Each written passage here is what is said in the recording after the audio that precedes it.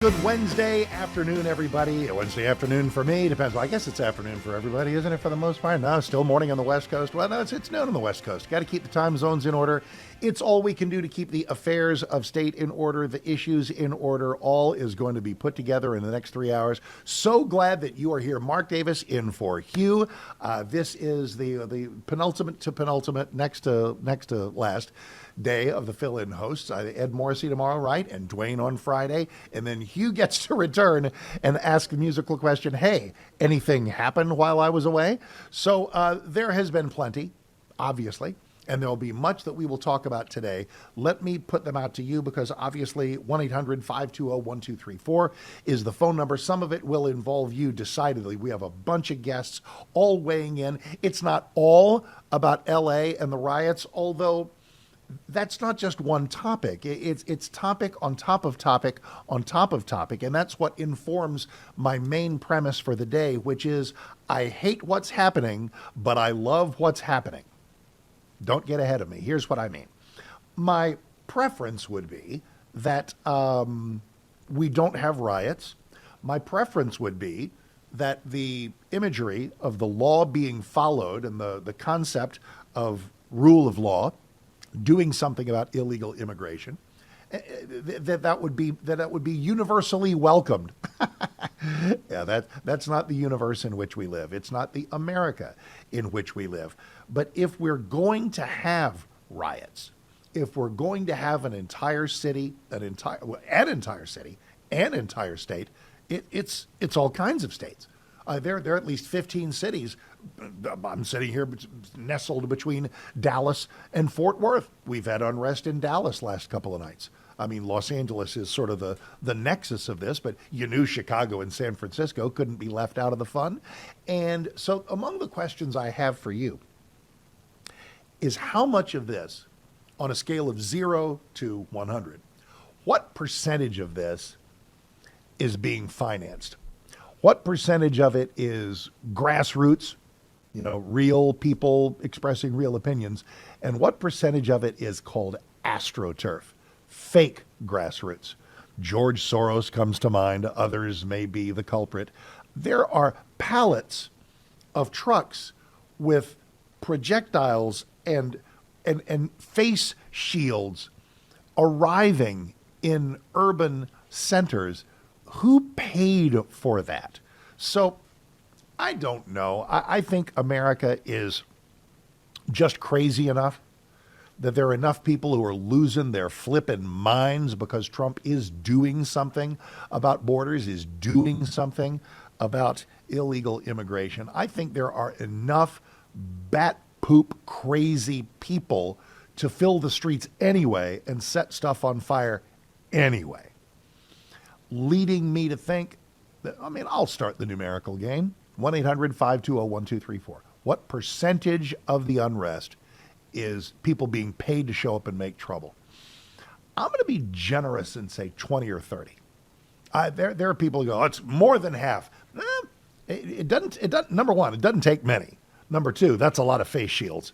That's a lot of rioters. So I think the majority of it is organic and real and disgusting and inexcusable. Oh, wait a minute. Did I say inexcusable? But it's being excused even as we speak. This behavior is being coddled and encouraged and lifted up by one entire political party. Well, not everybody, not John Fetterman. One presumes there are a couple of other Democrats not on board with pulling a complete career suicide like Gavin Newsom is doing. And is he doing that? America's memory is so short. Here he is taunting President Trump for helping his state. This is a stain that will not go easily away. Seems like a long time ago, years ago, that Gavin Newsom was earning objectivity points, good guy points, for hosting the cute little podcast and welcoming the occasional conservative in to exchange views. I like that. I thought that it was good that Governor Hair Gel was doing that, and people mocked me. I said, look, let's always encourage honest dialogue between the left and the right. So I'll give him a check mark for that. That's so forgotten. It is so forgotten as he publicly lines up, as his entire party is doing, virtually his entire party, as he lines up on the wrong side of another issue. They're on the wrong side of gender. They're on the wrong side of climate. They're on the wrong side of borders. They're on the wrong. It's I couldn't have written a better script, and that's what I mean by I hate what's happening, and yet I love what's happening. I hate when things burn. I hate when people riot. People are hurt. People can't get to work. We're going to play something for you here in a second. It's bad. But we still have a country to save. We have a country to continue to save. And we are winning the midterms as we speak. How do you win elections? Number one, your side has awesome ideas. Check. The other side goes absolutely stark raving crazy. That's what has happened. Let me show you the kind of behavior Democrats are supporting. We're going straight to number 13. This guy is instantly virally famous. Watch as a woman of color, is not thrilled by the riots because they're keeping her from getting to work.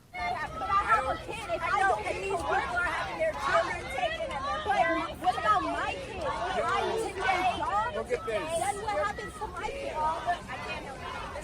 But you can if you could just move out the way. You're not going to. How is this a peaceful protest if there's no peaceful? No, it's not. How do y'all as white people feel about stopping a black woman from going to work? Oh no, not work. I care so much. So you don't care about stopping black people from going to work? Look at this line that you guys are causing. I'm not causing no problems. I'm not trying to. We're just trying to leave. Earning the moniker Man Bun McSoy Boy, this fellow, and I got to tell you, her words, and it's hard to hear because there's a lot of chaos there, but her words are powerful.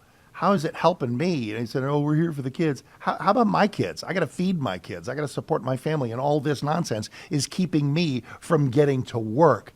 And this guy goes, oh, no, work. Oh, my goodness. I mean, this is like, I mean, it's a totally different thing.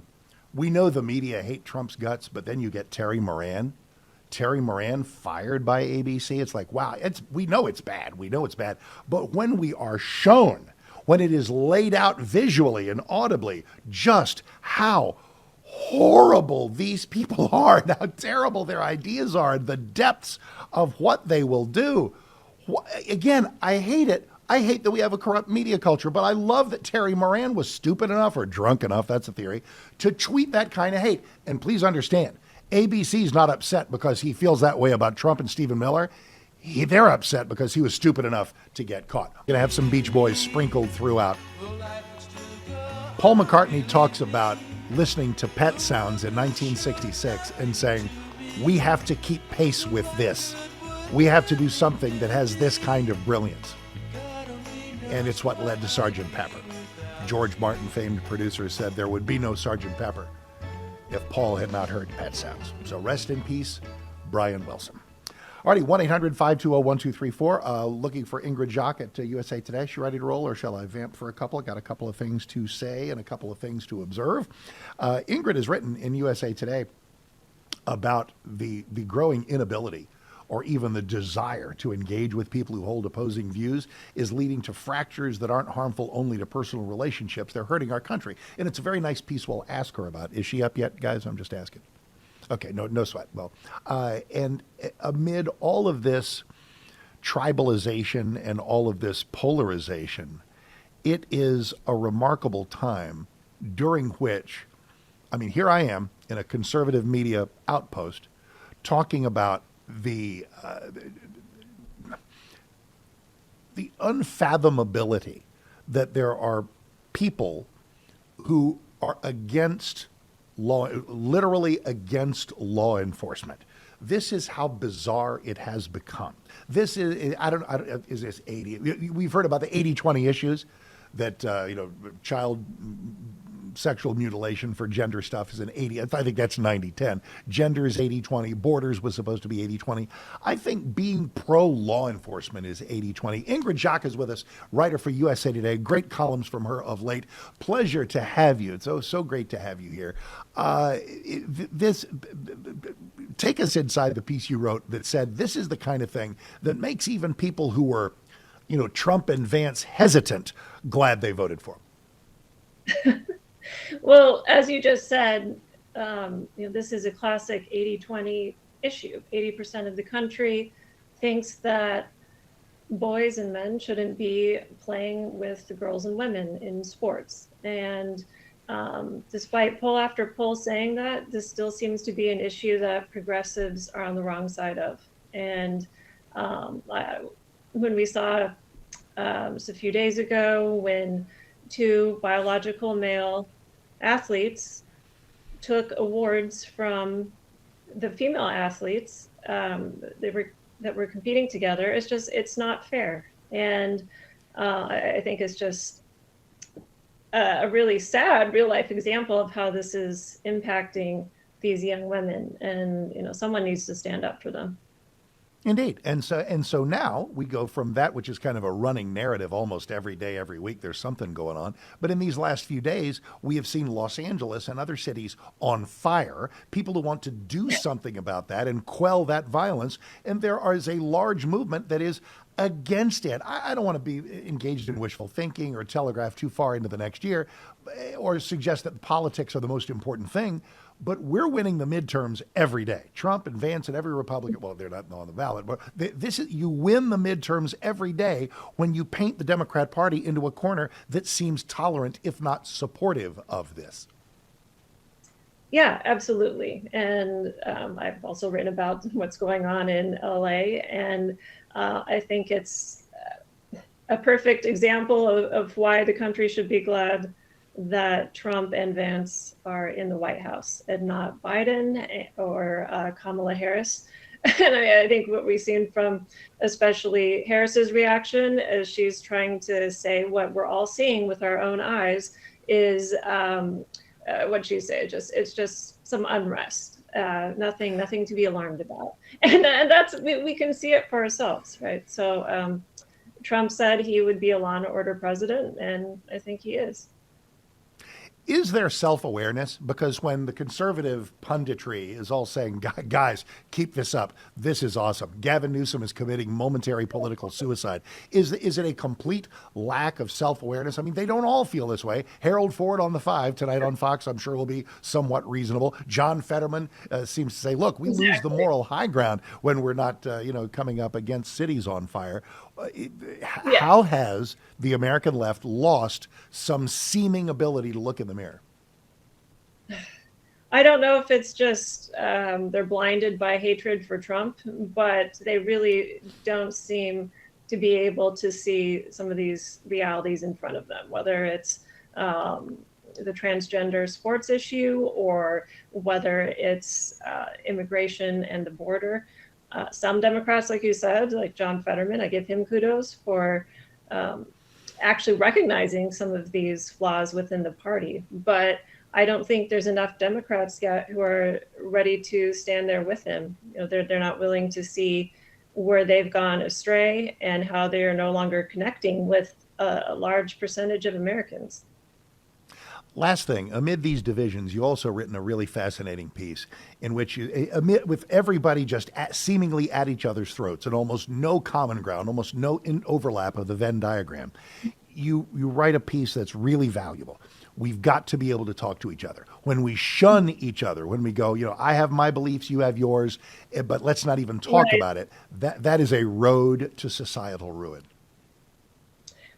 Absolutely, and I thanks for bringing up that column. I thought it was important as well, because it's something that I'm alarmed about. I hear a lot of hate from people every day, and I just feel like we're getting increasingly to a point we're not willing to even hear out the other side. So my former boss at the Detroit News, Nolan Finley, and someone who's become his friend, who sees things very differently, Stephen Henderson, they've written a great book on civility. I recommend your listeners check it out. Because I think we don't all have to get along, but just as Americans, throughout our democracy, we've been able to work things out by talking, working through tough issues.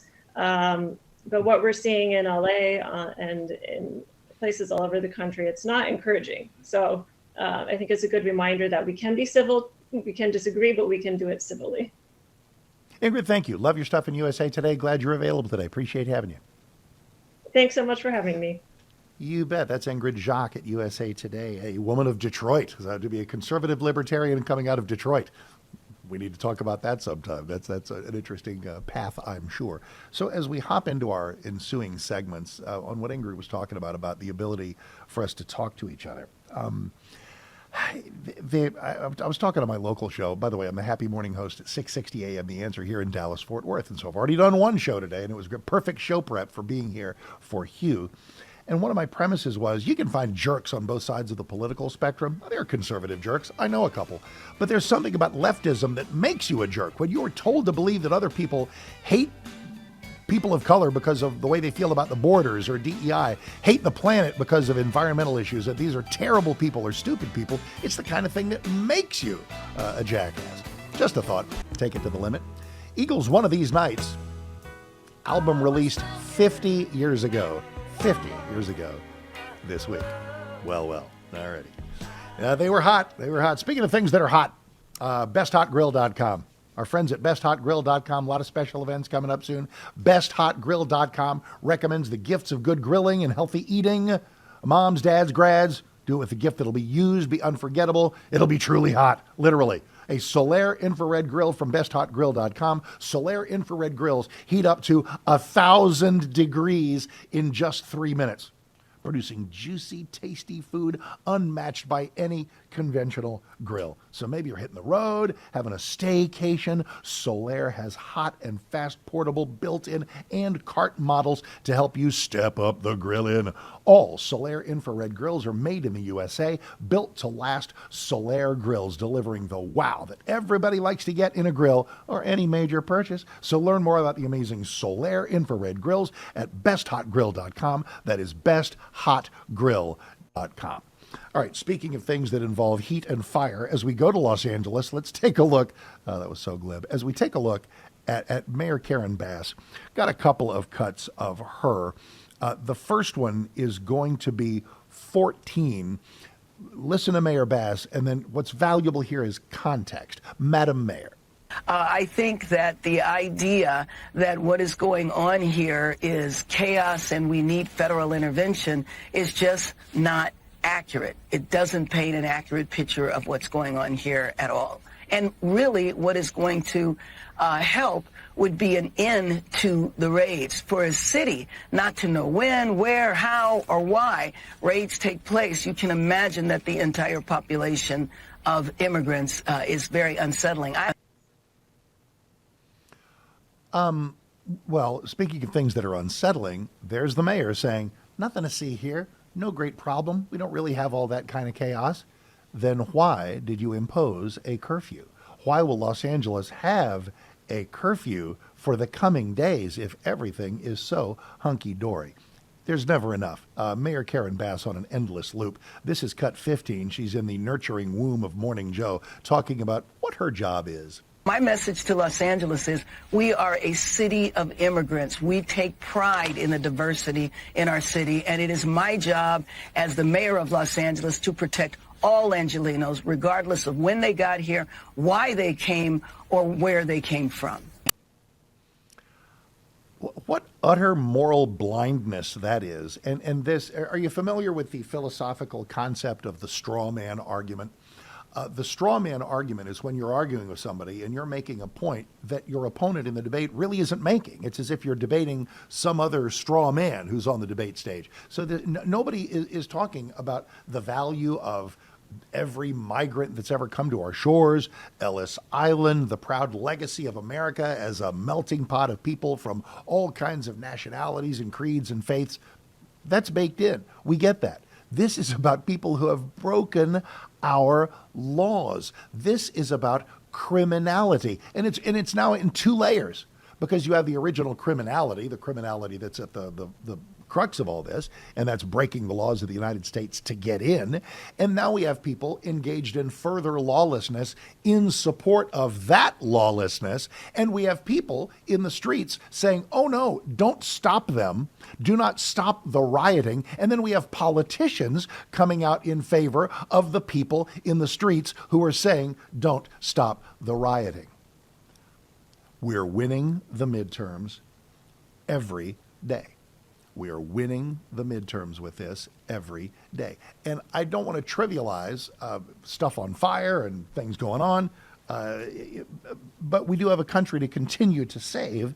And so if this helps us to continue to save it with a political result, then good. Looking at the clock, guys, I think I got to bail here in a couple of seconds. Am I correct about that? Mark Davis in for Hugh Hewitt. Oh, gotcha. That's 38.50. All right. Well, then I'll tell you what. In those golden 60 seconds, let's set up the dichotomy between what needs to be done right now and how this might help us. Primaries, of course, are early next year, and the general election, of course, is November of 2026. I hope America's memory is long. I hope that we remember individuals and an entire party and what side they were on when they took a look at cities on fire and said, this is okay. When they took a look at ICE officers trying to enforce laws and said, that's not okay. When they took a look at people violently taking to the streets in a stance against law enforcement and said, we want more. Please, America, have a long memory about that. Let's take a look at things going on in the world, in the news, and in the culture. Mary Katharine Ham is here, host of the Getting Hammered and Normally Pods. Hey, MK, how are you? I'm doing good. Good to see you. It is great to see you. Look, we got so much to talk about in the news. Give me 60 seconds. I can tell from your X feed. Brian Wilson, this is huge. This is really just so very, very big. An American genius, an American icon, an American original. Yes, I will. I guess it's part of my mission to make sure that my kids know how important Brian Wilson is, especially now that he is gone from this world. Pet Sounds, of course, one of the greatest and revolutionary albums of the 20th century. I have played that for them, but I don't know if I've really drilled it into their heads how important this is. So I will continue to work on that with my kids. My dad introduced us to all sorts of his era of music as we were growing up, to the point that it really feels like my era of music, even though I was about 15, 20 years too late for it. And Brian Wilson is a huge part of that. Just one of the greatest composers, pop composers, certainly, of the last 100 years. Just amazing stuff. Absolutely revered and envied by that other guy. What was his name? Oh yeah, Paul McCartney. So thanks, MK, for that. Now let's dive into stuff on fire. My premise of the day, and that's probably clumsily phrased, is I hate what's happening, but I love what's happening. I don't ever want American cities to burn, but we've got another 80-20. The borders themselves were 80-20. Now I think it might be 90-10. I don't want to get greedy here. The notion of law enforcement is bad, ICE is bad, and riots are good. I could not write a plot this rich. No, it is wild to me that the left is taking every single thing that normie voters have told them in the past couple of years that they absolutely hate, and they're just doubling down on it. So among those things, rioting and setting things on fire and calling it righteous, blocking people as they're trying to leave their normal lives and go to work, telling them that they have to applaud the riots and the blocking people and the robbing people and all of that, lying to them about the riots that are in front of their faces, applauding illegal immigration, openly saying that they care more about the safety of illegal immigrants than they do about the safety of Americans to exercise their rights. That's the pantheon of bad ideas that were rejected by voters. Now, that's not to say that Trump can't overstep. He could, right? You can overuse federal force and go too far and people could get uncomfortable with it. But honestly, the landscape politically for this kind of action for law enforcement is way better than it was in 2020. People have seen this show before. They do not like it. And that includes a lot of Angelenos. That includes a lot of Chicago residents and New York residents and Atlanta residents. And it also breaks down, there's a way in which it does not break down, and that's racially, evidenced by the thing that you've said, please make this a meme forever. If this isn't burned into the American brain, you're doing it wrong. It's the white guy with a man bun expressing outright revulsion for the work ethic of a black woman who doesn't like the rioting because it's keeping them from getting to her job. No, that clip is one for the record books because you have ponytailed white liberal dude and his, of course, like short-haired, bleached blonde, bleached like weird color hair woman friend with him. Although we can never be certain of gender, I guess. I shouldn't assume anything. But they're telling her that it's good that she's being blocked from going to work. And she says, well, I have to go to work because I have kids. What about my kids? And they're like, other people's kids are more important than yours. The illegal immigrants and their children, their cause is more worthy than yours. This is peace. That's what one of the protesters says. She says, this is peace. Me blocking your car is peace. And she says, you could just help me by moving. And they're like, we're not going to do that. And then the culmination is, she says, but I have to get to work. And the ponytailed liberal man, who no doubt has never had any trouble putting food on a table and is probably subsidized by some other poor family member, goes, oh no, work? Which is only something that someone who has never struggled can say. I mean, that is such a moment of liberal white condescension toward a normal, just person of color who needs to get to her job, and they don't care.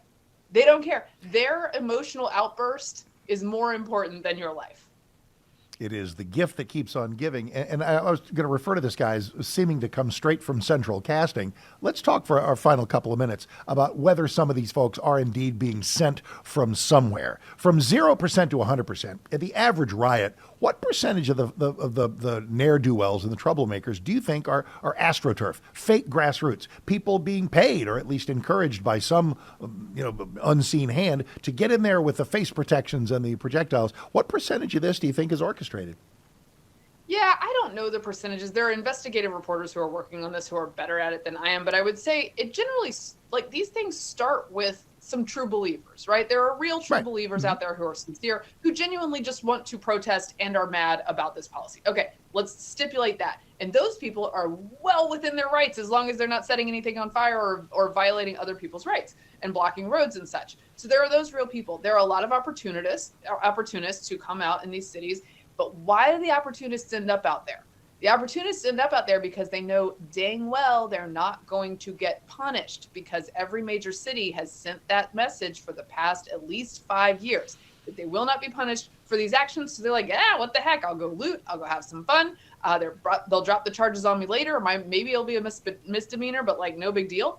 And so they have fun with that part. And then there is a part where there is some kind of lefty funding that gets supplies to these folks. And look, I think some of that is the old Answer crew, like just the socialist general gen pop lefty protesters who are always at these things, who are staples of these organizations. I think the lefty protest culture is much more codified and much more organized than the right is. The right doesn't really do that much protest culture. These guys are really stuck in 1968, but it's different because they, like, again, I said, fund and organize a bit different. And there was a lawyer the other day looking into it on X, and I apologize for not remembering her name to credit her, but finding that they're subsidized sometimes through nonprofits by the government. Exactly. Which has so much money. It's you can't make this up. Mary Katharine Ham, thanks so much. Appreciate it a lot. Make sure you get a hold of that Getting Hammered podcast. The year was 1963. I was 5, just finishing up with Mary Katharine Ham, born in the 80s, so I appreciate the generational rear view mirror that she and others will place. But this was the beginning of when I started to pay attention to records of any kind, early Beach Boys, early Beatles, et cetera, et cetera.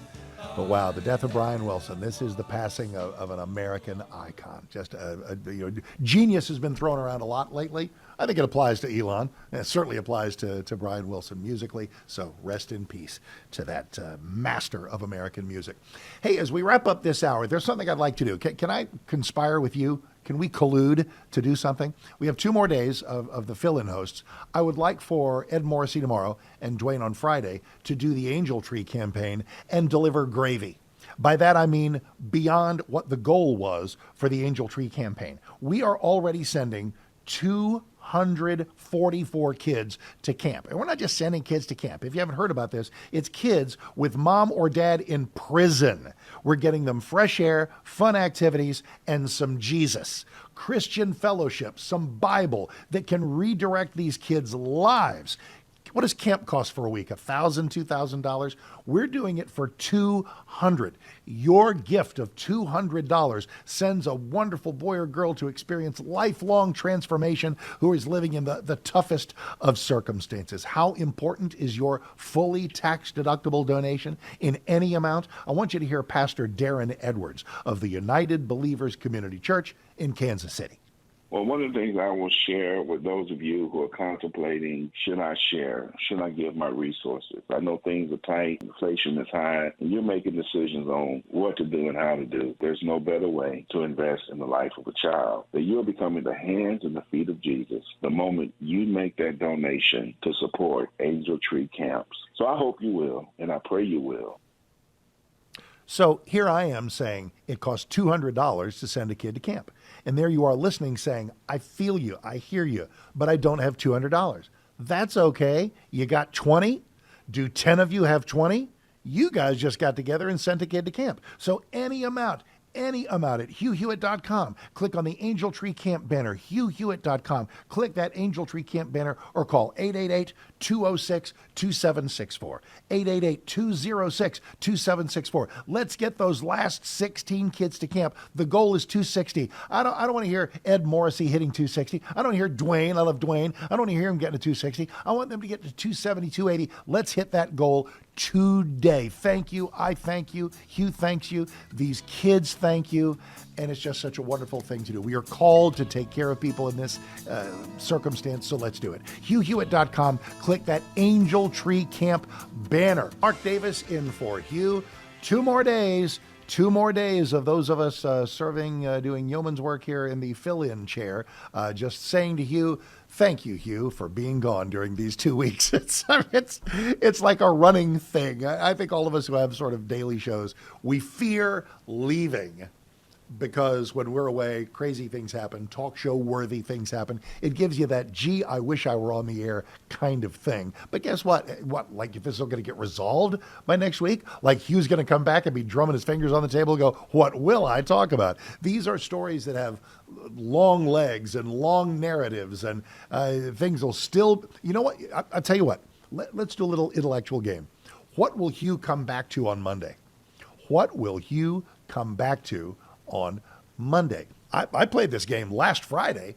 In fact, I filled it in for Chris Stigall, a show that starts in the middle of the night, Central Time joke there, and said, look, the Elon Trump feud, this thing ain't going to last a week. This will be resolved maybe even by Monday. Well, I'm not Nostradamus, but that wound up happening. So let's see how I can do on this. Will American cities still be on fire on Monday when Hugh comes back?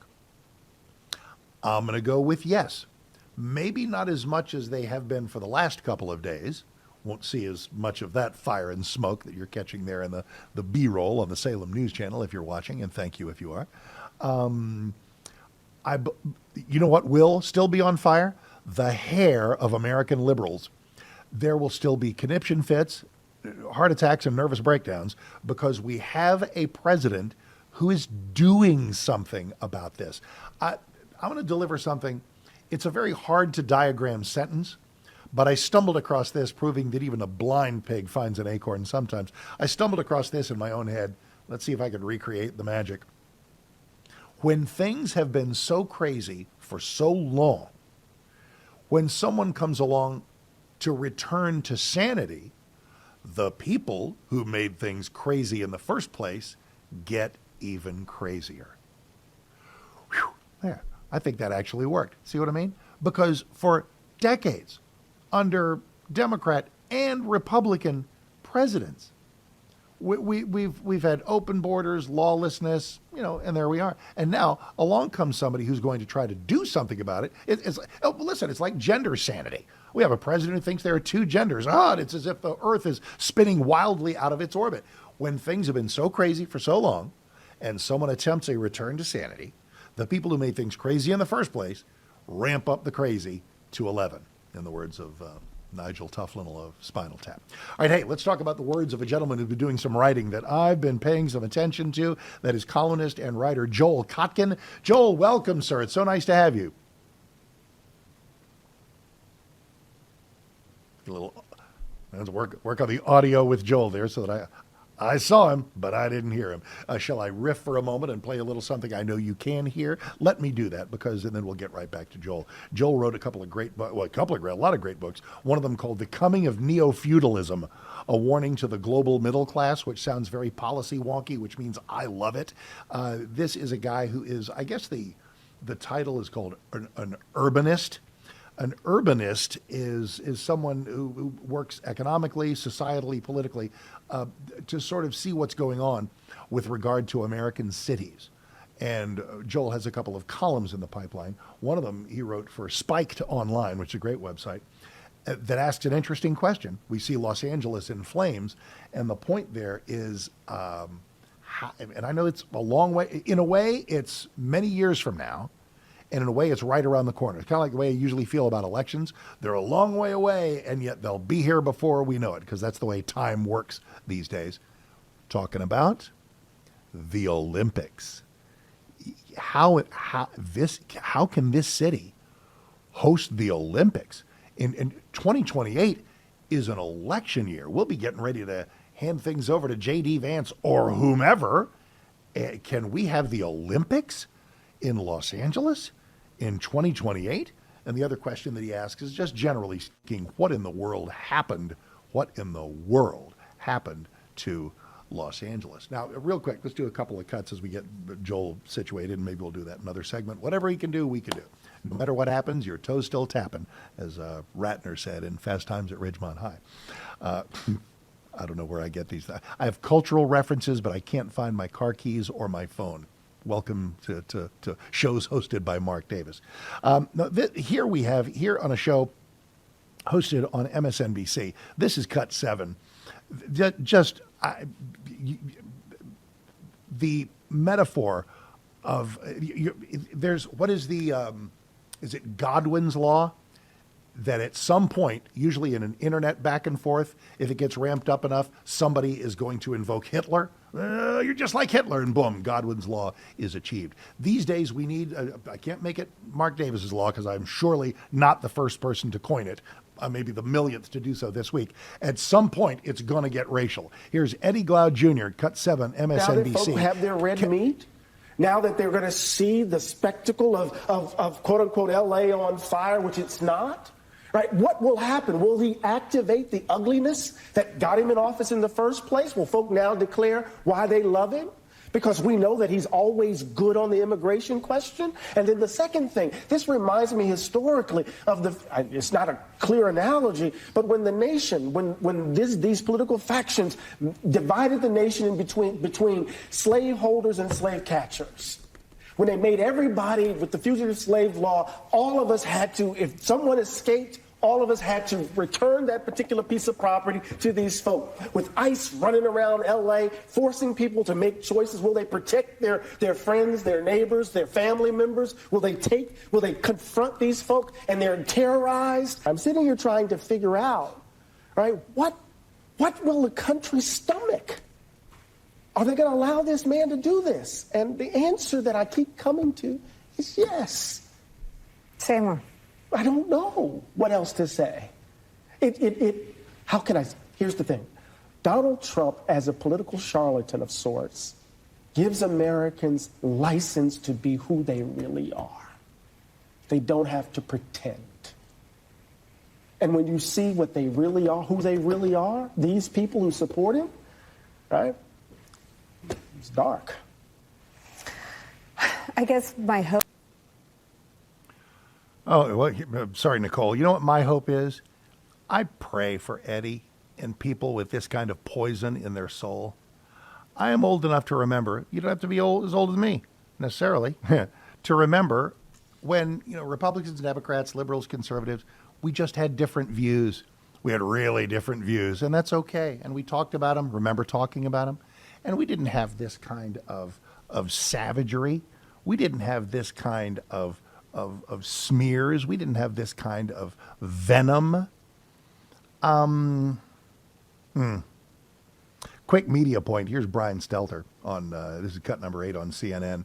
If you watch right now, you might see cars on fire in Los Angeles. Might be from a couple of days ago. It's called B-roll. We talked about B-roll just a minute ago. Here's Brian, who suddenly discovers that B-roll is some kind of conspiracy theory. And I've noticed, Brianna, we all live on our phones these days. We're all scrolling through social media. You've got to be careful at a delicate moment like this to look at the timestamps, look at the dates, look at when things are actually posted, and if they're really from the situation they're purporting to be. A lot of these algorithms are surfacing hours old or even days old content. So you might be looking at a video of something, wondering what's happening in LA. It's actually from 2 days ago. And that's, it only matters because it can give people a false impression of what's actually happening at a moment of unrest.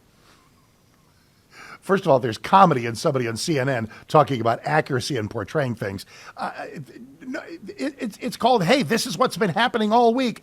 All right, we're talking about stuff that's been happening all week. In 60 seconds, we'll talk to another California guy. Got a thing or two to say about that and a number of other things as well. I'll tell you, he's got some things to say about American government and how it works. And that's our friends at ALEC, the American Legislative Exchange Council. They are announcing the launch of their Process and Procedures Task Force.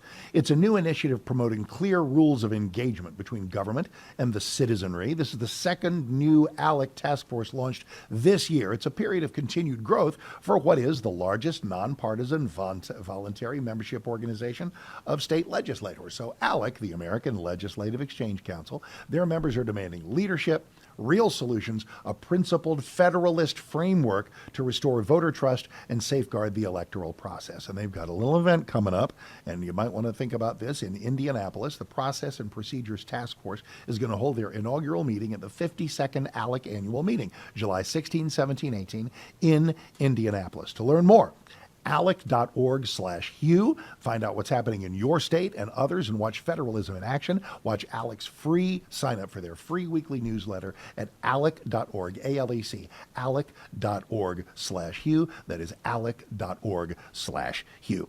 He was a member of Congress. He was a member of the California Assembly. He's a native Angelino. John Campbell is here. John, particularly great to have you. Welcome.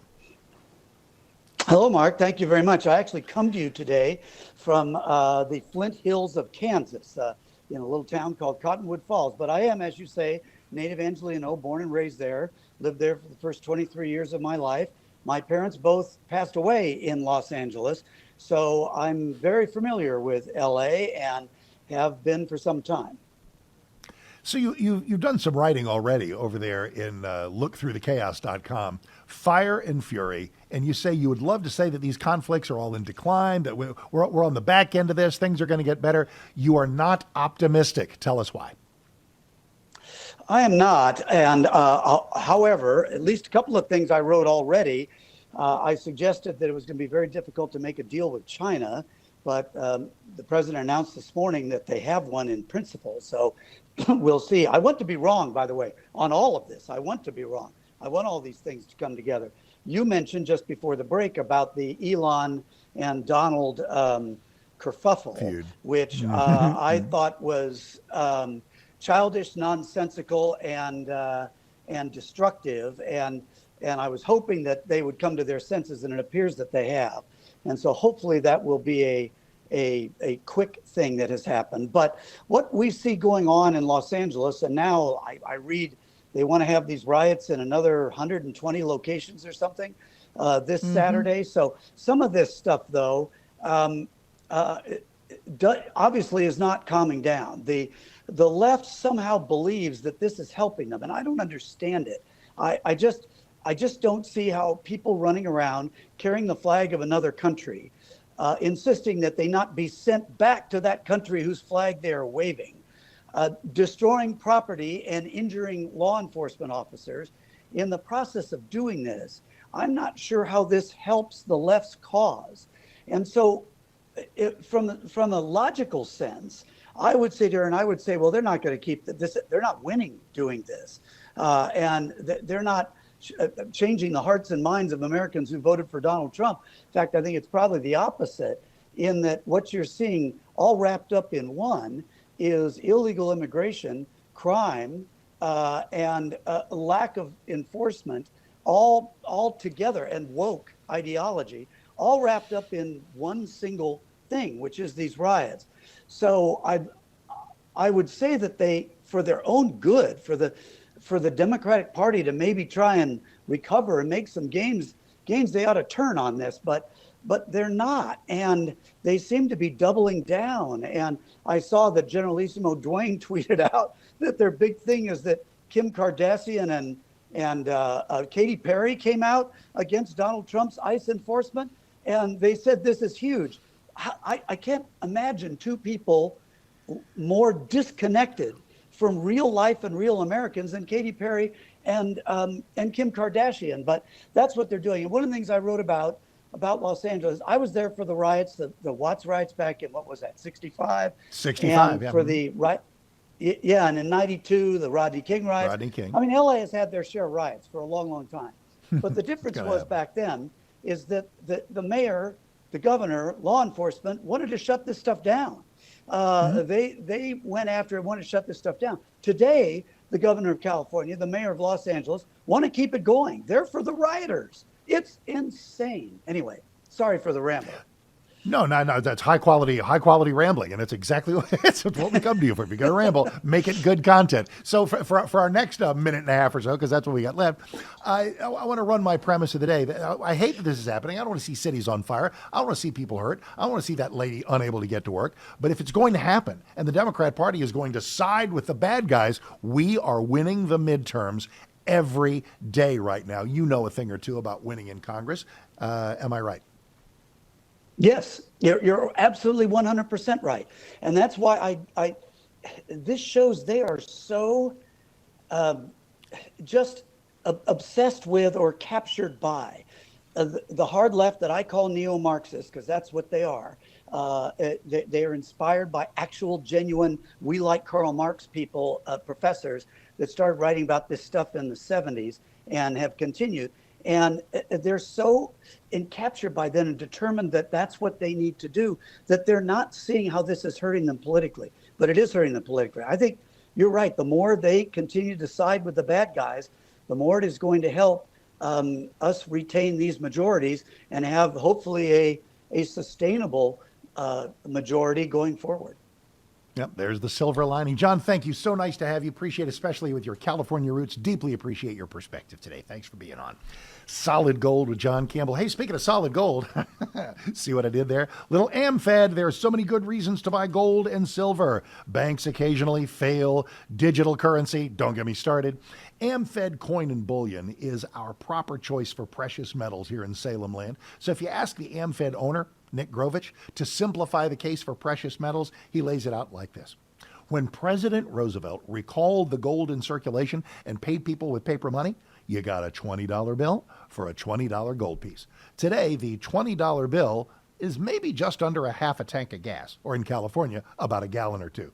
But the gold piece is worth over $3,300. So, what strikes you as the better choice?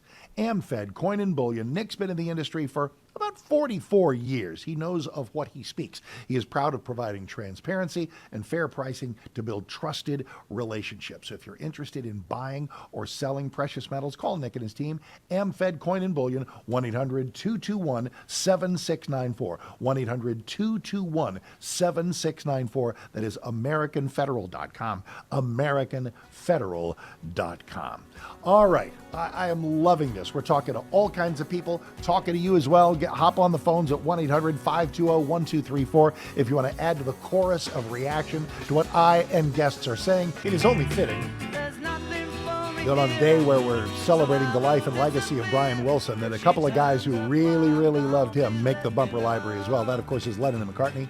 And I Don't Want to Spoil the Party. That is from Beatles 6, VI, Roman numeral VI, which weirdly is like either the 7th or the 9th Beatle album they were flooding the market with in 64 and 65.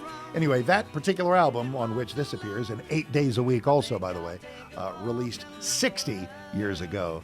this week. But obviously, a lot of our attention is to Brian Wilson, and more Beach Boys stuff coming your way. The American genius, Brian Wilson. The news of his death, passing away today at the age of 82.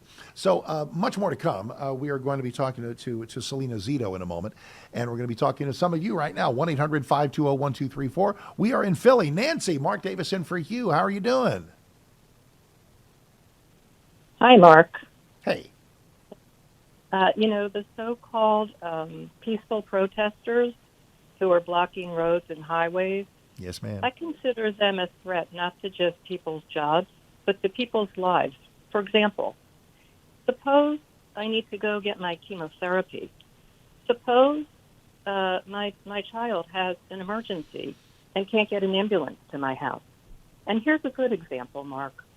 In Philadelphia, there was a Mexican young girl who was flown to Philadelphia on an Angel flight, a charitable flight from Mexico to Children's Hospital, right?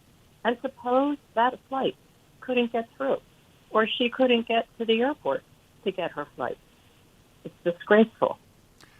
You have phrased it in such a perfect way, Nancy. Thank you, and appreciate your call. Best to everybody in Philly.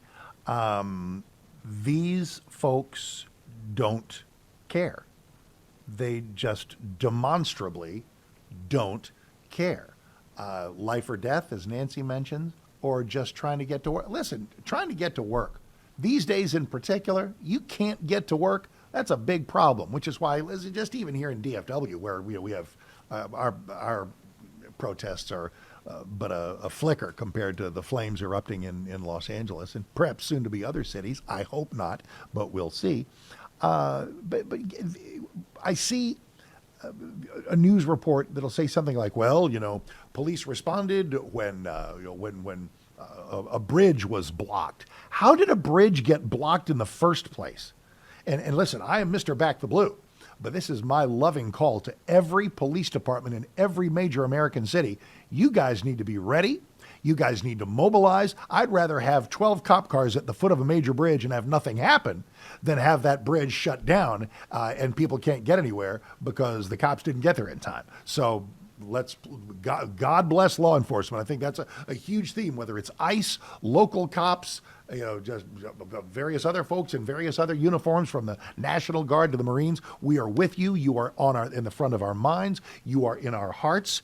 And let's just make sure that and this seems to be a season where responsiveness and doing something about this is of paramount importance, is of absolute paramount importance. In fact, let's go to Pam Bondi, Attorney General. This is cut number 17. She was on Fox and Friends with Lawrence Jones, essentially saying, we ain't having it. Gavin Newsom has not been out to the scene. He has not turned on the television set to see the incredible amount of violence that is happening in Los Angeles. President Trump is going to make America safe again. We're going to protect Americans, and that includes Californians. If Gavin Newsom isn't going to protect them, we are. And next up is cut 23, Caroline Leavitt, the White House presser, saying, "If tis the season for copycats." I knew when Los Angeles was on fire, I said, in Dallas, in Austin, here in my state of Texas, here they come, because we got people with no jobs, we got people with time on their hands, we got people with this kind of garbage in their heads, and they're not going to be left out of the fun. Caroline has a message for you. And let this be an unequivocal message to left-wing radicals in other parts of the country who are thinking about copycatting the violence in an effort to stop this administration's mass deportation efforts. You will not succeed. Any lawlessness will only strengthen this president's resolve to defend the majority of Americans who want to live their lives peacefully, free from the fear of violent, criminal, illegal aliens. As President Trump said, order will be maintained and illegal aliens will be expelled from our country. It is a time to choose. It is simply a time to choose. If you're in Congress, if you're a governor, if you're a citizen just sitting around talking about this over coffee or over a beer, what side are you going to be on? Majority of our musical salutes, of course, today are Brian Wilson. This is a big one, man. This is a big one. And I'm going to wedge in some thoughts about that at the end, let's say the end of our chat with a woman I love hearing, that I love talking to, love reading, Salena Zito, author of so many great columns, author of Butler, pretty well where the election got won, man. That's where it happened. And Salena, welcome. It's so nice to have you. How are you doing today? Oh, thanks so much for having me. Yeah, big week in music. Brian Wilson and Sly from Sly and the Family Stone. Like, these Absolutely. were two disruptors in music. They changed the genres in a way that they created their own, and really just powerful legends and geniuses in their own time. Absolutely beautifully put. Completely correct. Trailblazers and geniuses. So you found something that I found. Follow me along here. Saturday's going to be a big day. It's Flag Day. It's Trump's birthday. Big military parade. And these chowderheads have figured what a great day to hold a nationwide wave of protests. The premise is no kings, like we don't have kings. NoKings.org, I think, is the website. And you can go look in your community and find where these idiots are going to be gathering and making some level of trouble. I've found the ones in the DFW area right here where I am. You found some in Pennsylvania, including Butler. How do you think that's going to go? I don't think it's going to go over very well. First of all, that area overwhelmingly supported President Trump. But also, I'm curious, why did they pick that? Did they pick that? It's so close to the anniversary date of when the assassination attempt happened. But also, it's on the crossroads of two big interstates, 76 and 79. So is there purpose to block those interstates on Father's Day weekend? And if so, I think those kinds of tactics wear thin on people trying to be with their family, with their kids, going away for the weekend, going to sports activities. This is a highly concentrated area of suburban homes. There's lots of soccer fields and baseball fields there. People are going in and out to go to attend their kids' practices and games. So I'm just wondering, do they want to take the number from 60+% of Americans believing in all out deporting illegal immigrants, and they just want to take it to 80? Because that's what's going to happen. I think you're right. And it's funny about Butler, which is sort of Trump country, and some areas of DFW where these people have some events planned as well. And I do not want to go conspiratorial, but what is your level of thought that maybe they're going to ship some folks to Butler? Maybe people are being paid to go to Butler to create a spectacle in a portion of Trump country. Oh, I don't doubt that. The people of Butler, it's an interesting mix of upper class suburban homes in Cranberry, but also rural and industrial. So it is not a place that traditionally has patience for these kinds of antics. People will not be. They're going to have to ship people in, because the amount of people that from Butler that will participate on that. I could hold up my hand and that'd be how many. So if you have a big crowd in Butler, if you have a big crowd in McKinney, Texas, I don't think that it's the local. So I wanted to run that by you. And in our last couple of minutes, you know more about him. I want to come to you about Brother Fetterman. He's my favorite Democrat, speaking truth, having the courage to say, listen, we lose the moral high ground as a Democrat Party if we don't come out in favor against people setting fire to stuff. So how long can this last? Is Fetterman helping himself or hurting himself? Explain to me about your senator. Well, first of all, I don't think Fetterman cares if it helps or hurts himself. He's always been a guy that spoke his mind. He was not someone that ever had the endorsement of established Democrats or far left Democrats. In every race that he's won on sheer personality and will. So I don't think he cares much what anybody thinks. He's going to say where he believes there should be moral clarity, and let the chips fall where they may. So we got 60 seconds. Butler is a huge success. Tell everybody, as if we need to be told, why that moment that you saw close up changed the election and might have changed American history. Yeah, it absolutely changed American history. Look, a lot of people don't know that there was you have to get the book to find this out. There was another president that was shot in Butler, not far from where President Trump was shot. It would have changed the course of American history had he died in that moment.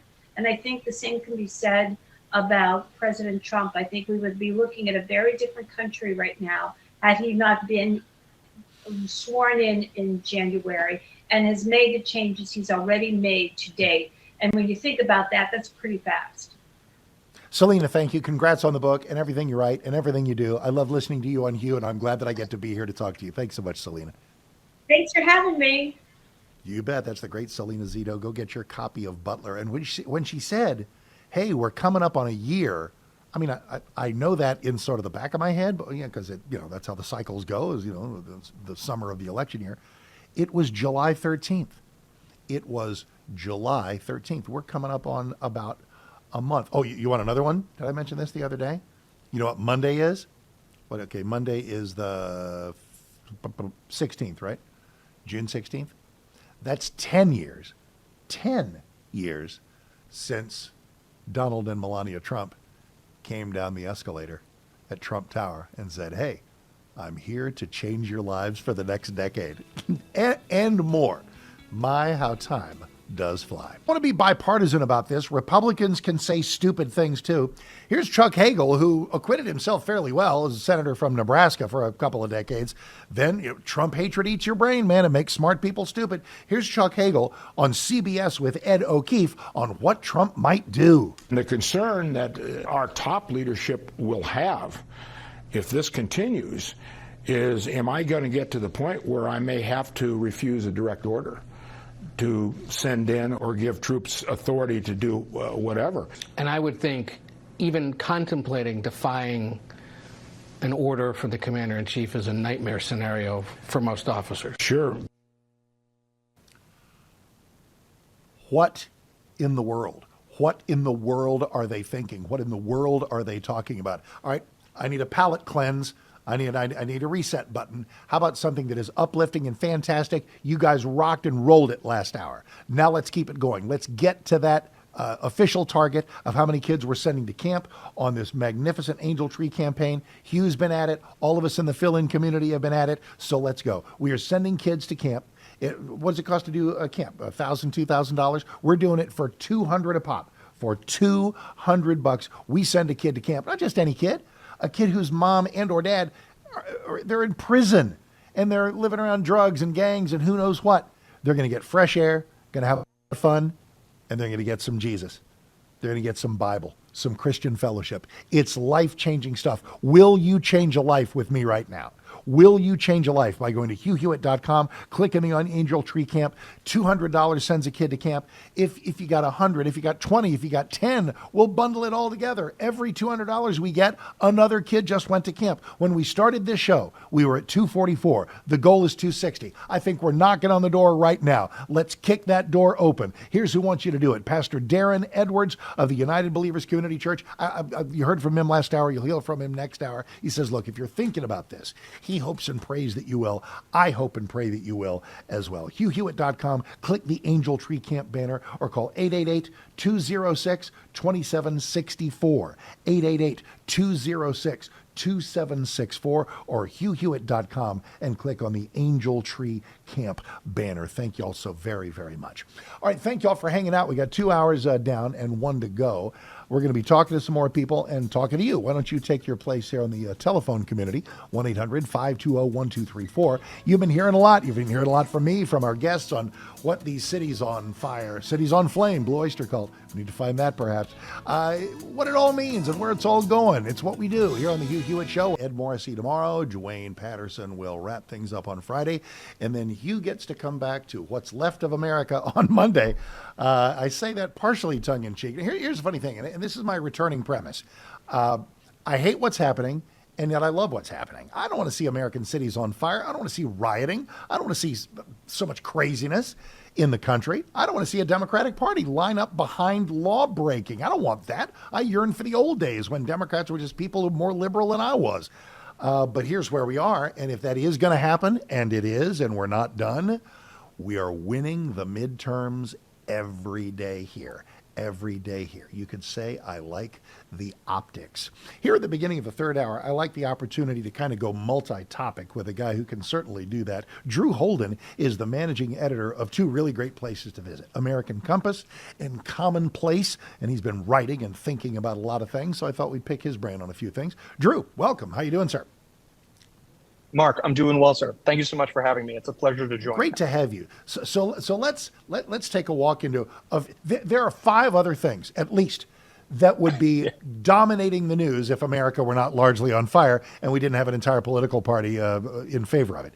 You had a post just a couple of hours ago about the way the narrative is played out with Biden's collapse, Biden's decline. The news of the last day or so has been that James Comer's committee is going to actually welcome some White House staffers to testify about the degree to which they were part of one of the most dangerous frauds ever perpetrated on the American people. How do you think that's going to go?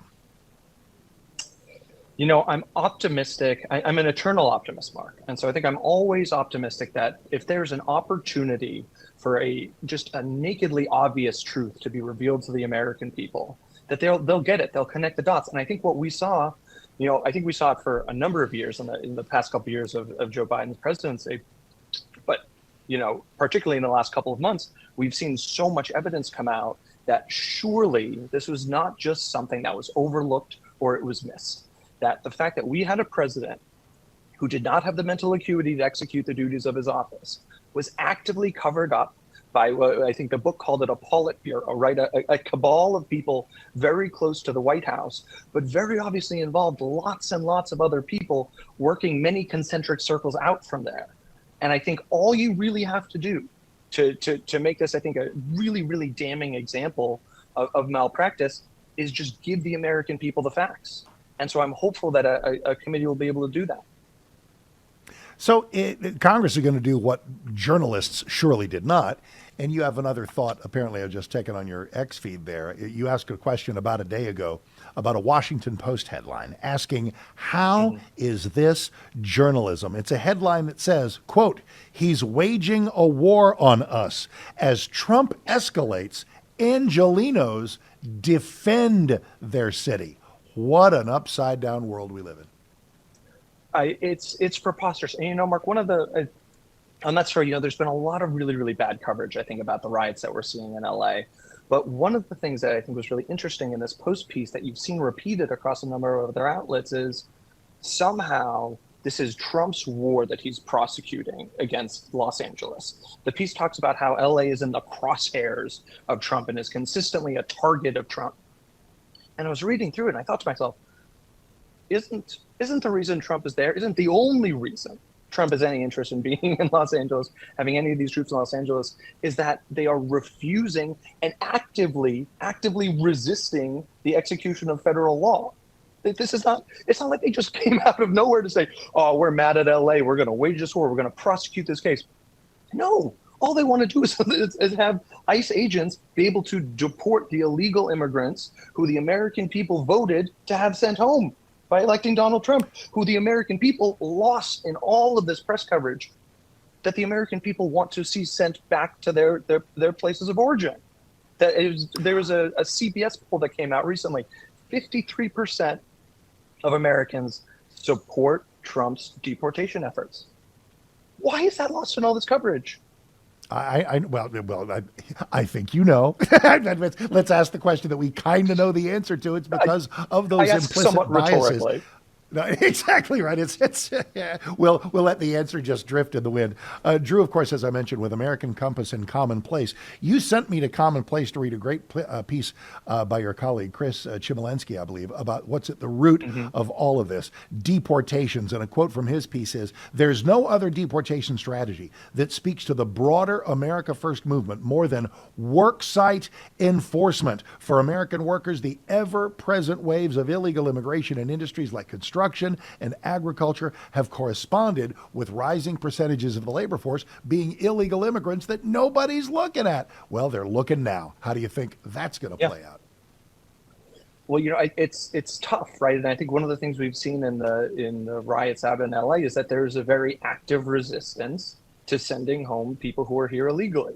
There's lots and lots of reasons for that, particularly in the workforce element.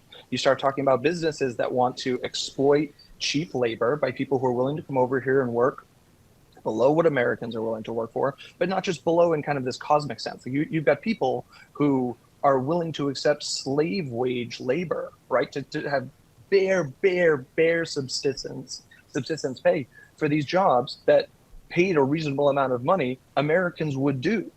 And so I think you're going to see from big businesses, from corporations, from lots of other entities beyond just the immigration advocates will come out and force to try and stop these things. And I think at bedrock, the American people recognize that this needs to happen. They voted for this to happen. I think they'll continue to support, no matter what the media probably says in a lot of cases, a lot of these measures. But as the Chemerinsky piece explained, the focus has to be kept, right? It has to be maintained if we want to actually affect some change here. Is this one of the 80-20s? We talked about, the notion that boys shouldn't be playing in girls' sports. That's an 80-20. Number of other things that we'd like to think. I have a feeling that support for law enforcement is probably an 80-20. But from what we're seeing in these, is this my big meme of the day is we're winning the midterms every day with the optics that are playing out here. Is this one of the 80-20s? Is this one of those weird moments where an entire political party has intentionally lined up on what it has to know is the wrong side? Yeah, it's a good question, Mark. I think framed accurately, it is. And I think this is why the media and the media's coverage of all this matters so much. If you ask people broadly, do you support what the president is doing or not? It's about 55-45, right? It's not 80-20.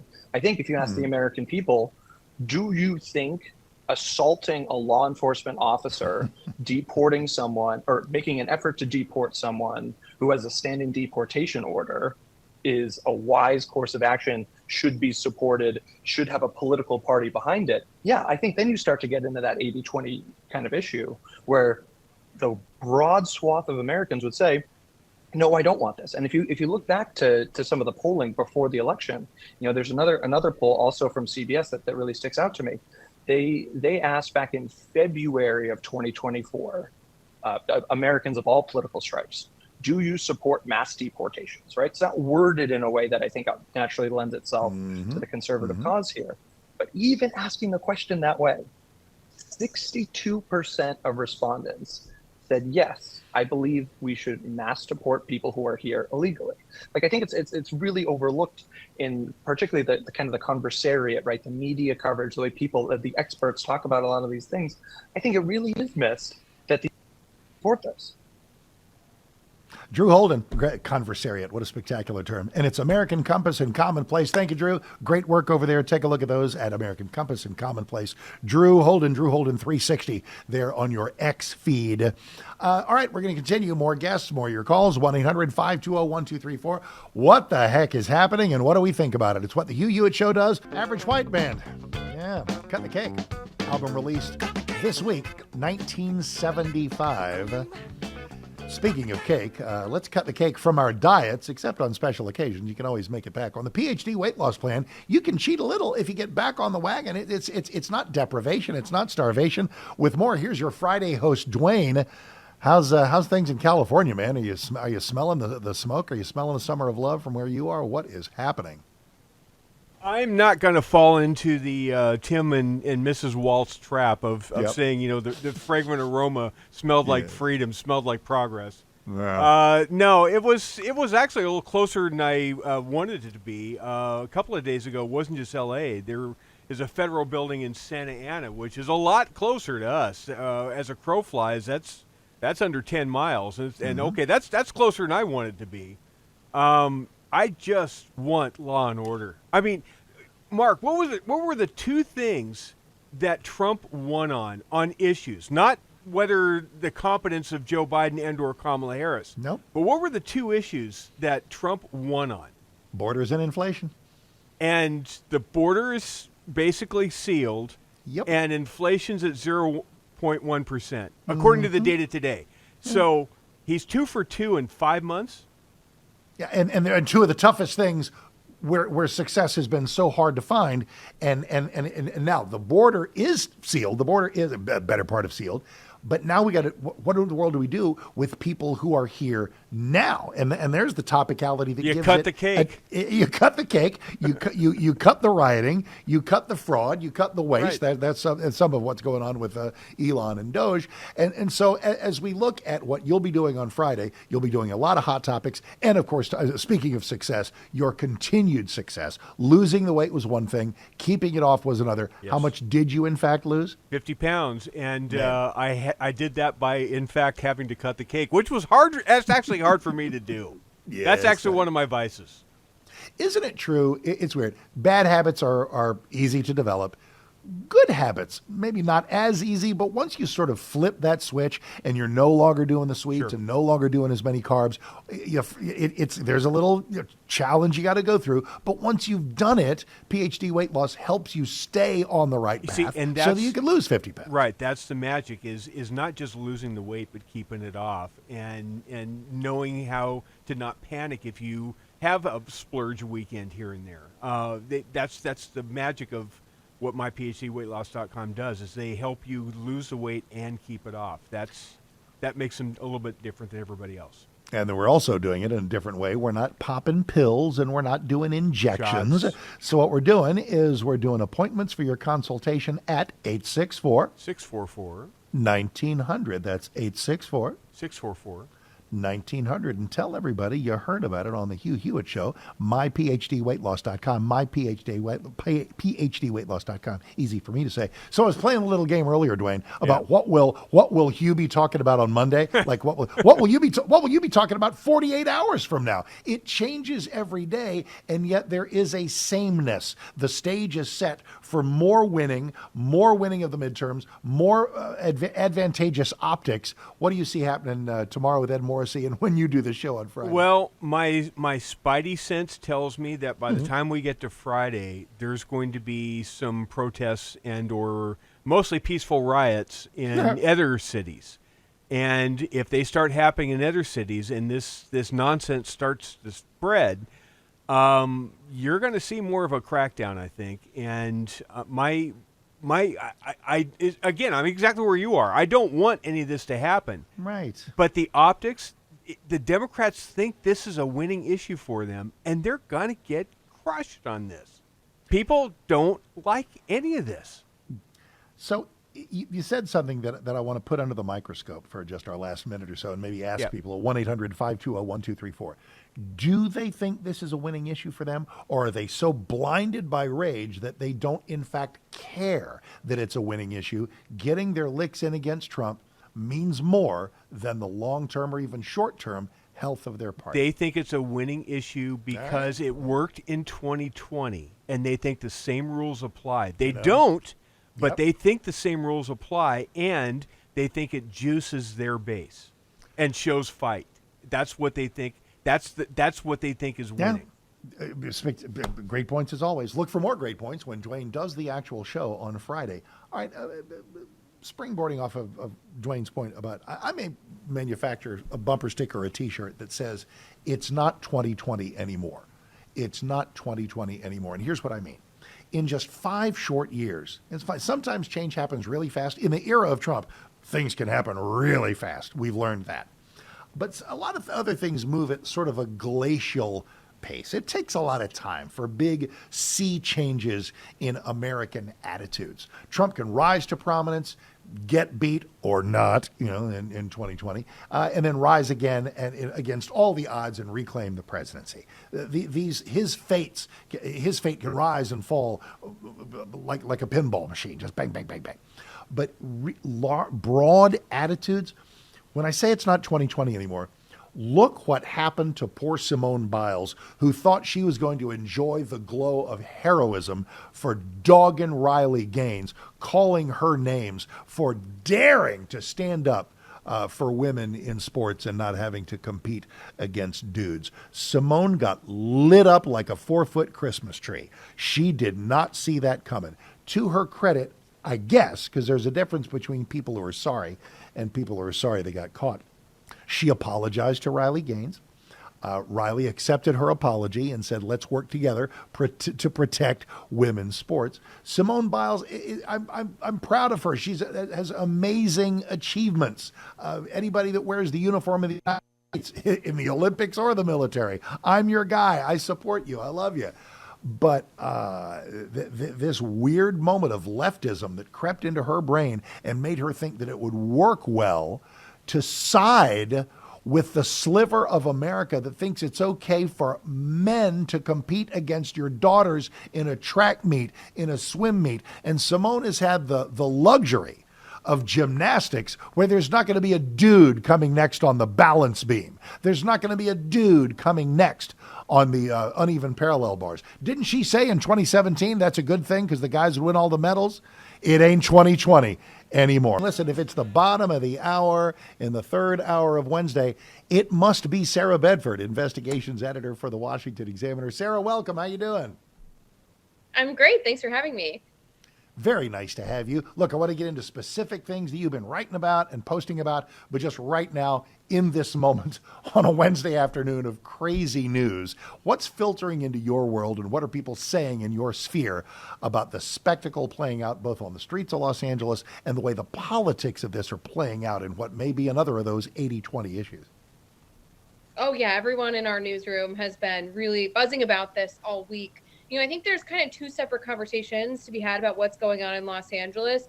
One is about protests, the politics surrounding what appears to be the unrest and disorder that California leaders have let proliferate. But I think the other one is about the tension between Los Angeles declaring itself to be a sanctuary city, California sanctuary jurisdiction, and the federal government trying to enforce immigration law there, and whether Trump has the authority to do that, which is sort of the underlying conflict. All available evidence suggests that Trump has every right to be doing what he's doing with regards to immigration.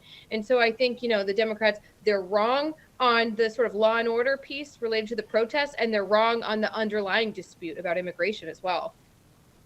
Since the last time you and I spoke, the Democrats' favorite Tinder date, Kilmar Abrego Garcia, is being brought back to the United States. Democrats crowed as if this was a victory. They did want him brought back, and he is going to face charges. So, you know, good luck. Be careful what you wish for is my recurring theme. How has that story played out, and what's going to ultimately happen to this guy? You don't hear Democrats talking about Abrego Garcia anymore, do you? Chris Van Hollen, all of the Democrats who sort of made his case part of their personality for a while back in the spring, they don't talk about it anymore because certainly they've seen polling by now that suggests Donald Trump's approval rating is holding steady, if not going up, when it comes to immigration. People want to see alleged gangbangers deported, and they don't agree with all of the sort of red tape and procedural obstacles that Democrats are advocating to stop Trump from doing that. That's sort of what Democrats were leaning on in the Abrego Garcia case. They sort of made this a process story rather than one of purely politics. I think they were on the wrong side of that issue, and they've fallen dead silent about that case. There's a little parlor game we could play called What Would Be the Big Story of the Day right now if all this other stuff were not happening.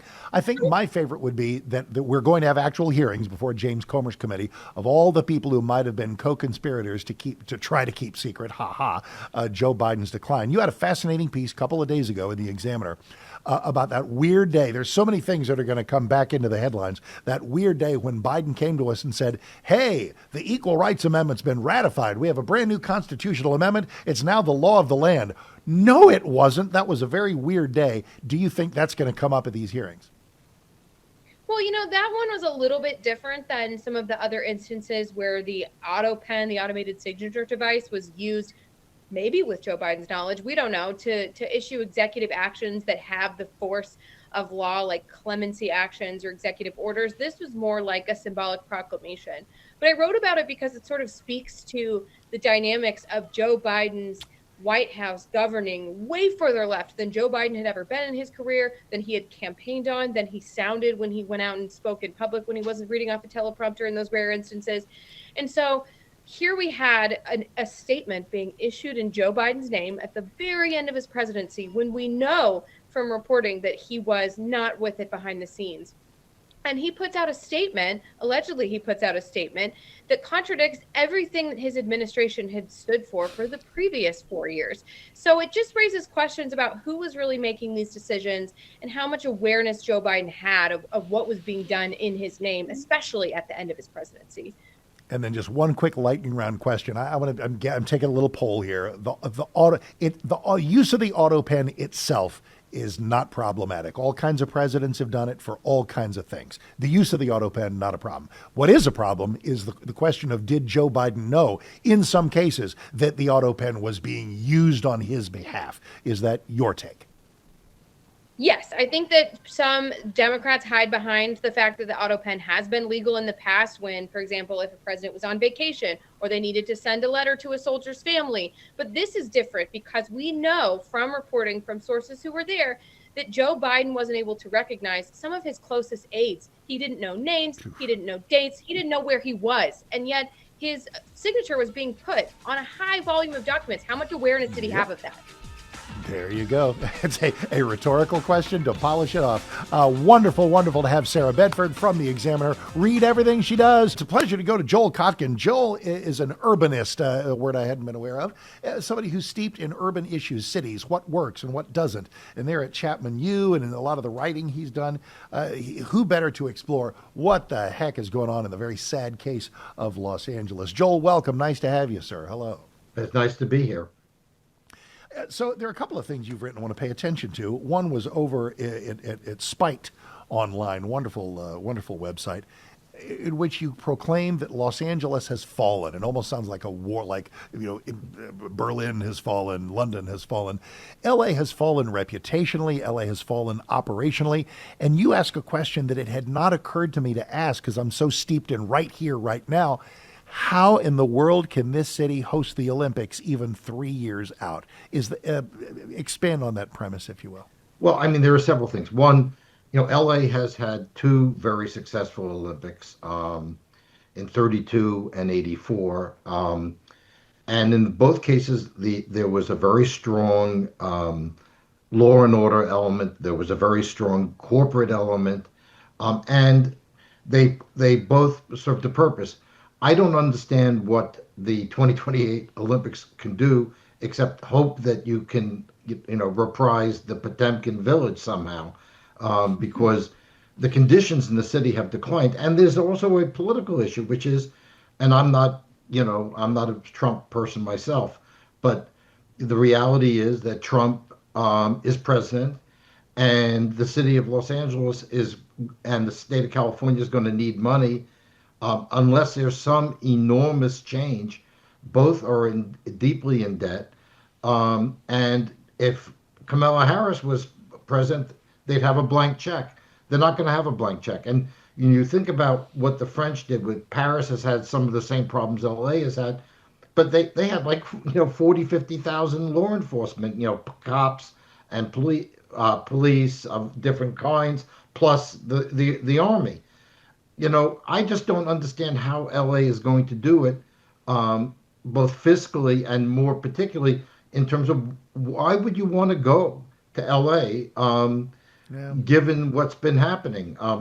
Now, I think that the venues will probably work okay, but I don't think this is really a great time to showcase the city. That is understated to be sure. And your cynicism is well placed.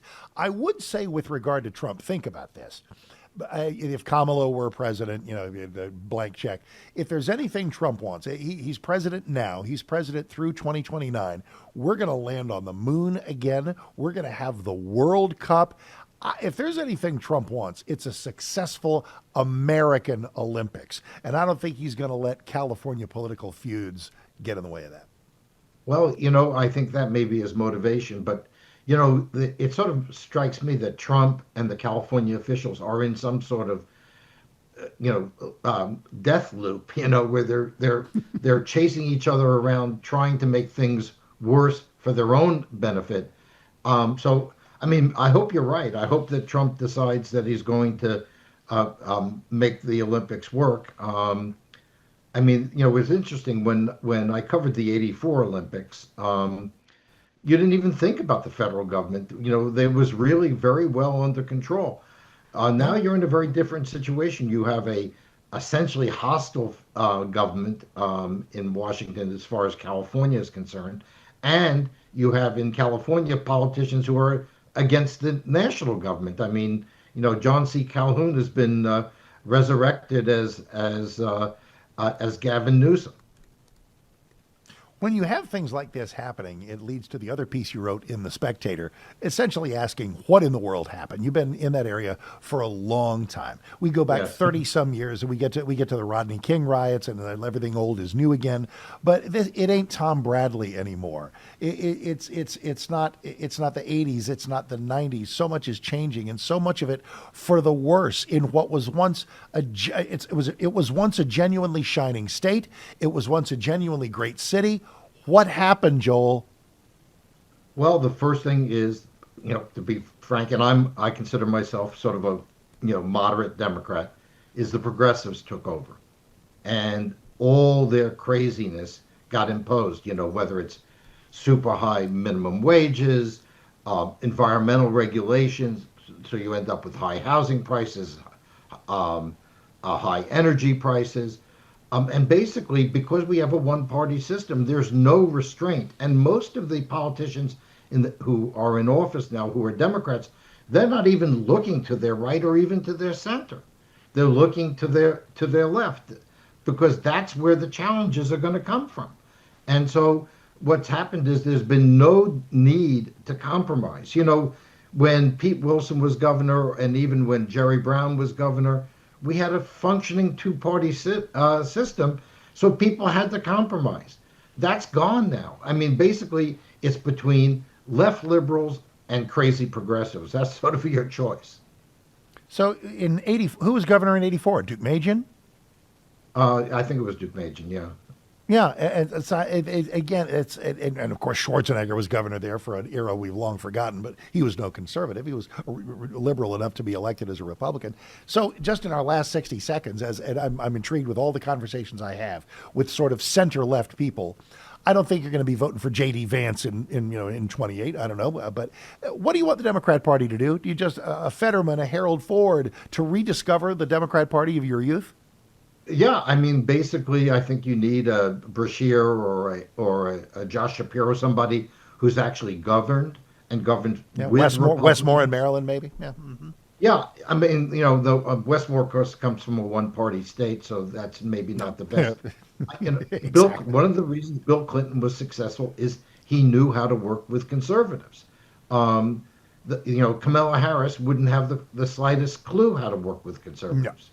No. You are correct about that. Hey, what a pleasure to meet you, Joel Kotkin. Get copies of The Coming of Neo-Feudalism, his great book about that.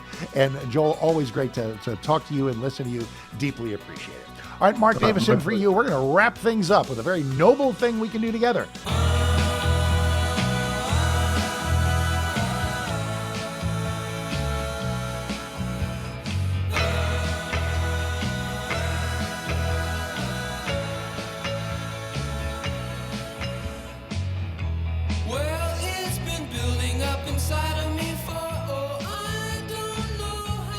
Oh, my heart is so full. It really, really is, man. I mean, people are... I was a huge Beatles fan, and, Lennon got killed when I was 23. He didn't get to live to 82 like Brian Wilson did, but don't worry, baby. We will remember you, Brian. We will remember you. Somebody who it was the Super 70s Sports Twitter feed, which is a guy of roughly my generation who tweets about sports and culture, says, hey, St. Peter, polish off your surfboard. The great Brian Wilson has arrived.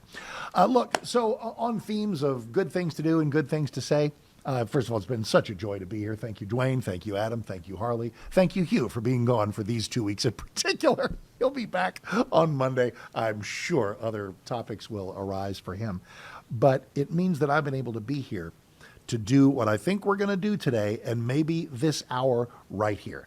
And that is to actually reach Hugh's goal, the campaign's goal of sending 244 kids to the Angel Tree Camp. What is the Angel Tree Camp? It's a camp. And you remember camp when you were a kid, sunshine, bike riding, horseback riding, fun things. This, however, is a Christian fellowship experience, a Jesus experience, a Christ-centered experience for a special group of kids who have a parent in prison. So they've already been dealt a tough deck of cards.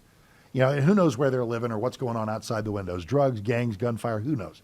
We're going to take them away for a week of that. The relief itself will be palpable, but so too will be the word of God that they are exposed to and that I hope change their lives. You can be part of that life change right now. HughHewitt.com, click the Angel Tree Camp banner. HughHewitt.com and click the Angel Tree Camp banner. To send a kid to camp, what's that, 1,000, 2,000? Nope, 200 sends a kid to camp. And you may be saying, great, Mark, I don't exactly have $200. I don't care. Neither do they. Got 10, got 50, got 20, got 30, got 112. We'll take anything because once we get 200, we bundle it and a kid goes to camp. HughHewitt.com, Angel Tree Camp banner, or do it by the phone at 888-206-2764. 888-206-2764 or HughHewitt.com and click the Angel Tree Camp banner. Give us $10, $20, $50, 200 itself. Got 1,000, you sent 5 kids to camp. Just saying, do your own math. Thank you so very, very much. Hugh thanks you. I thank you. These kids thank you for giving them an opportunity at Life Change. HughHewitt.com. Click the Angel Tree Camp banner. Well, all right. Well, today's over. Ed Morrissey tackles tomorrow. Dwayne, Generalissimo his own self, does the Friday show. And then Hugh comes back to see what we've left him as fill-in hosts and as a country for the Monday show. Always a pleasure to be here. Follow me on the old X Twitter at Mark Davis, M-A-R-K Davis. Deeply appreciate you. Thanks for being here on the Hugh Hewitt Show, Salem News Channel, Salem Radio Network. Have a wonderful rest of your day.